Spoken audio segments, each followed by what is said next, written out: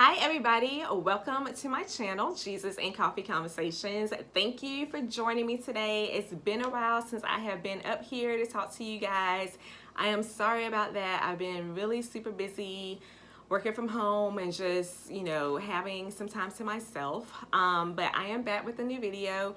Today's video, I'm going to talk to you about the Proverbs 31 woman. And I can't remember if I did a video about her or not. I think I kind of touched on it a little bit, but I didn't really go into detail about it. And I'll see if I can find it so that I can link it for you all. But I had posted something on Instagram the other day, and I was talking about like being a godly woman and what that looks like. And so I was going to do a video about that, but then I was like, you know what? The Proverbs 31 woman would actually hit on all of that. So that is what I am going to talk to you about in this video. And I am going to break down the Proverbs 31 woman step by step, piece by piece, so that those of you watching can get a better understanding and idea of what it means to be a Proverbs 31 woman. And I'm breaking it down step by step because people read it and they automatically say, oh yeah, that's me. I'm a Proverbs 31 woman. You can be in the club and somebody can be like, where are the Proverbs 31 women at? And all the women in there would be like, right here. And that is not true because the Proverbs 31 woman would not be in anybody's club, okay? So we're gonna get started. I'm gonna break this down for you. I don't have my Bible in front of me, so I can't actually tell you like which scripture, but go to Proverbs 31 and follow along with me in your Bible if you can. So the first point I'm going to touch on is she is trustworthy. So are you a woman that people can trust? Are you someone that your friends can tell you things in confidence and know that you're not going to tell their business? If you're dating someone or you're married or you're in a relationship or whatever, can that person trust you to stay faithful to them? Can they trust you to keep their secrets? Can they trust you with whatever it is that they might have going on in their life? So you have to be trustworthy. That means you can't be out here gossiping and telling people's business and all of that. If that's how you are, then you're not a trustworthy person, okay? The second point is that she richly satisfies the needs of her husband, okay? Not one thing, more than one thing. So everything that her husband needs, she's there to meet every single one, okay? And that is something, and people automatically think sex. Yes, sex is a huge part of it because that's something that men need. And I'm gonna just go ahead and talk about it. So if you're married and your husband needs sex, that's something that you need to talk about before you get married. How often does he need it? How many days can he go without it before he needs it again? That's something that you need to know and that you guys need to talk about and figure out before you get married so that you make sure that both of you are on the same page, okay? After you get married, that's not the time to talk about it. You need to talk about that, I would say, either when you guys have been dating for a long period of time or, whatever works for you, because every couple is different. But find that out before you get married, okay? So make sure that you guys are on the same page in that department. Because what you don't want to happen is there's 7 days in a week and he needs it 7 days and you only need it 3, and now there's conflict because you guys didn't talk about that beforehand. You think 3 days is good and he's like, no, I need it every single day.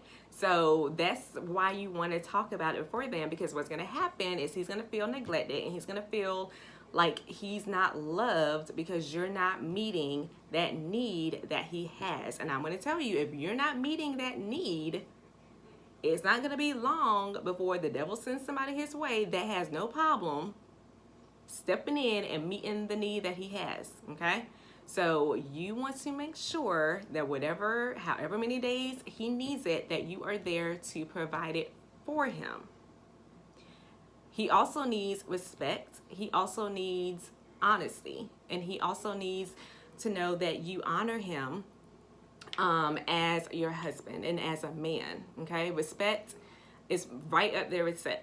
Like, men need respect, and so you have to make sure that you are being respectful of him. Don't be the woman out here that knocks down everything he says, that knocks down everything he does, and think you know better, and you're trying to be the man of the house. That's not your position, okay? Your husband is the man of the house. And if you have a problem with the way that he's doing things, then you need to sit down with him and talk to him about it. Not, fuss at him or come across as nagging or anything like that, but have like an open and honest conversation where it's not coming across as him feeling attacked. And if you can't do that, then take it to God and talk to God about it and let God deal with him, okay? But the Proverbs 31 woman, she not only meets, she richly satisfies all the needs of her husband, okay? Point number 3, she doesn't hinder her husband but helps him. So are you a liability or are you an asset? If you're a liability, you're not helping him, okay? You want to make sure that you're an asset. That means you are adding value to him and you are adding value to his life. You're not taking away, you're giving. So there's a saying, behind every good man is a great woman or something like that. And that is so true. I'll give you a perfect example, Steve Harvey. So Steve Harvey, before he met his wife Marjorie, he was doing pretty good, with comedy and things like that. But if you notice, like the way he was dressing, he was wearing like the oversized suits and, he was a little out of shape and all of that stuff. But then he met Marjorie and she upgraded him. So all of a sudden, like he lost the weight. He started getting suits that fit a lot better. Like he even has his own line of suits now. He started getting like the Family Feud television show. He got his own television show. He started writing books and, his books became movies and, all of that stuff. So she was adding value to his life. That is what a good woman, I should say, does for her man. She adds value to him. She's not knocking down his dreams. She's not knocking down, his goals and things like that. She's encouraging him to go after the things that he wants, and she's encouraging him to become the man that he's destined to be. So every man needs a woman that is an asset and not a liability. So that means you're not hindering him. You're not getting in the way of, the dreams and things that he has. That means like if he wants to, start his own business, you need to be his biggest supporter and cheerleader and tell him, yeah, babe, go ahead and start that business. You're going to be the best business owner there is out there. Like, encourage him to go after what he wants. And, if it fails and it was something that you probably like, okay, that's not going to work. Don't tell him that. When it fails, be there for him and just say, okay, you know what? It's okay. It didn't work out, the way that you had hoped it would. Let's look at it together and see what went wrong and see how we can fix it together. Okay? What point am I on? Sorry. Point 4. The Proverbs 31 woman is not lazy. Okay, she gets up before everyone else. So she's not sleeping in. She's not taking days off. She is hard working. That's the 5th point. And it goes in with being lazy. She's hard working and she's not lazy. Now that doesn't mean that you can't have a day of not doing anything, because we need those days where we don't do anything and we can recharge and we can, just relax and chill and, get ourselves together. That is perfectly fine. But if you 7 days out of the week, if 5 or 6 of those days are lazy days, then no, you're not hardworking and you're being lazy. Okay, you need to make sure that with your business and things, like, you're working hard because you have a goal in mind. You want to be able to take care of your family, especially if you have kids. You want your children, your little boy and your little girl, but your little girl especially, to see that mommy is hardworking and mommy, makes sure that we're taking care of and mommy provides for us. Like, kids need to see that their mom is not just sitting around the house doing nothing. Because let's be real, there are women out here that they don't work, they don't do anything. They expect the man to take care of them, which that's not really anything wrong with that, but at the same time it kind of is. Like, you want to make sure that you have your own identity You want to make sure that you have something going for yourself. Do not be dependent on the man to take care of you and provide for you. Like, you need to make sure, because God forbid if anything happens, you need to know that, hey, I can provide for me and my kids. Like, we're gonna be good. Okay, so don't be lazy, be a hard worker. Point number 6, she delegates to those who work for her. So that's how you know that she's a boss. She has workers, so she's not doing everything herself. And that's something that I kind of struggle with. Like, I am the kind of person, like, if I want something done, I do it myself because I know it's going to get done correct. So I'm learning that I have to delegate to other people to help me so that I can be the best me possible. So that means, okay, delegating tasks. Like, okay, you do this, you're going to work on that, I'm going to work on this. Instead of me trying to do everything myself. Because if you try to do it all yourself, you're going to burn out, you're going to be tired, you're going to be cranky, you're going to be short-tempered. Like, you're not going to be the best you possible. And you're going to be mad at everybody and everything because you're taking on too much for yourself. So learn to delegate and learn to let go of some of that control and give it to other people, okay? She's energetic.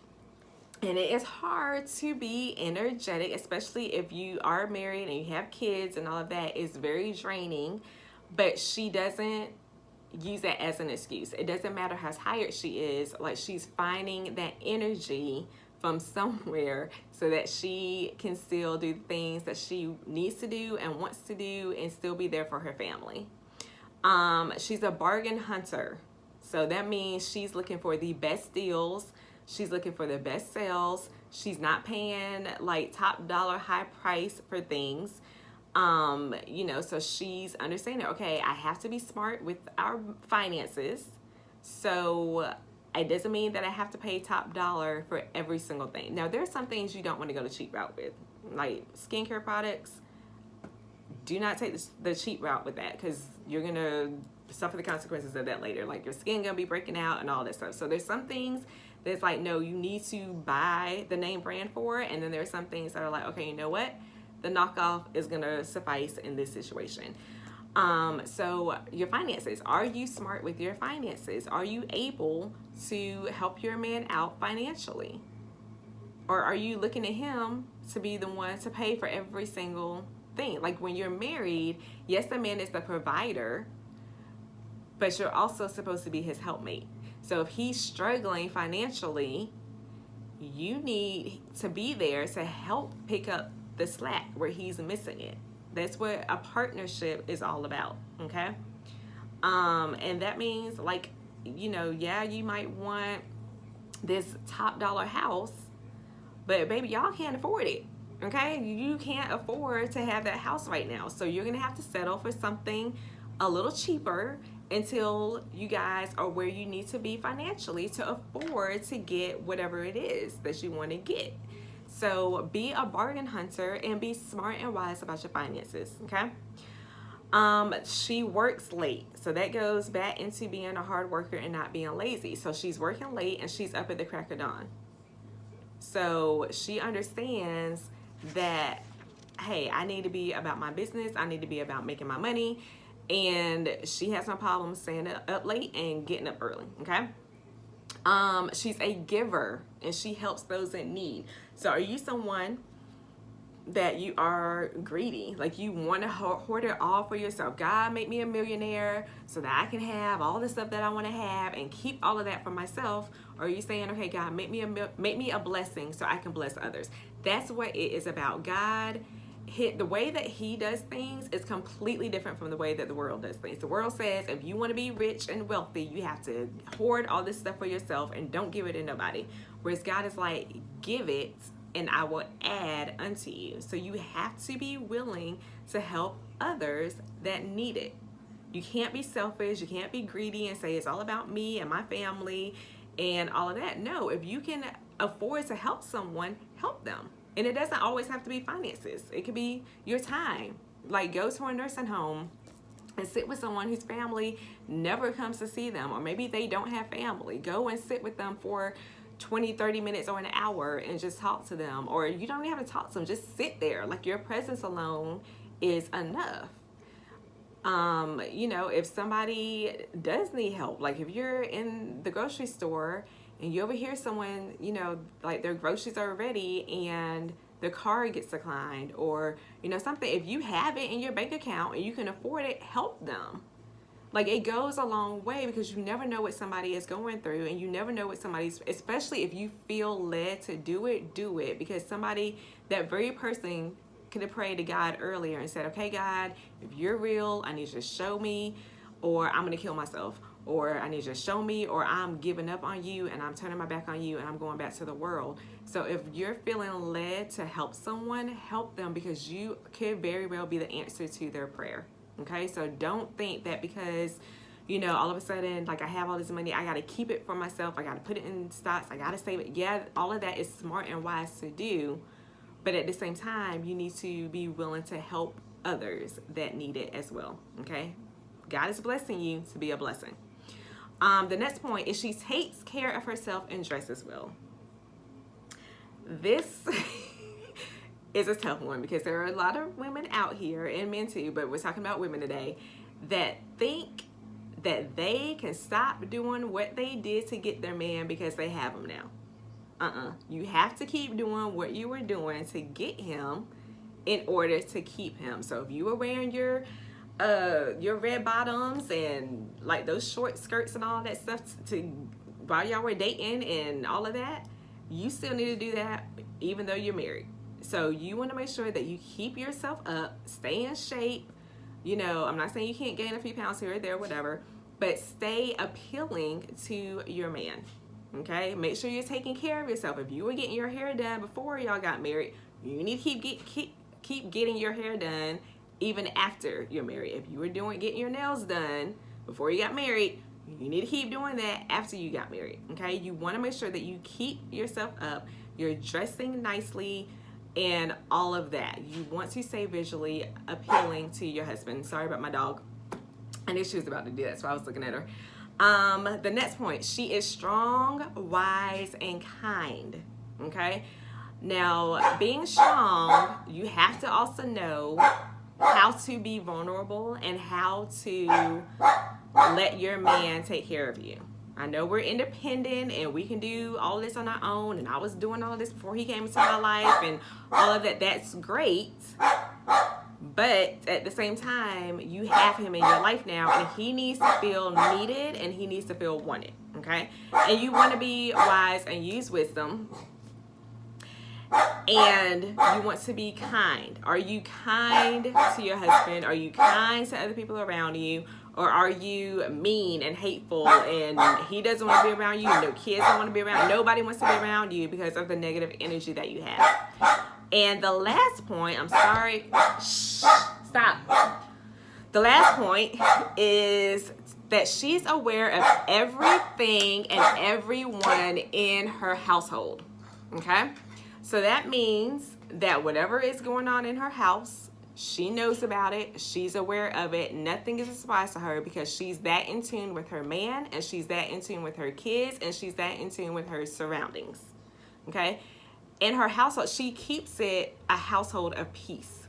So that means she's not letting people come up in there that are negative and want to bring like a wedge between her and her husband. Like, those people stay out. So she's aware of who she's letting in her home and what she's allowing in her home. Okay? So make sure you're aware of that. If you notice any changes in attitudes or anything like that, that needs to be a red flag to you, and you need to be like, okay, what's going on? Like, let's talk about, you know, whatever the issues are. Like, are you going through something or what have you? So make sure that you're in tune with your house, your husband, your kids, everything and everyone that's in it, and everything and everyone that's coming in and out of it. Okay, so I hope that you all get something out of this video. I hope it was helpful. Sorry about all the barking that my dog was doing. But yeah, so leave me a comment, like, share, subscribe, all of that great stuff, and I will talk to you all later. Bye.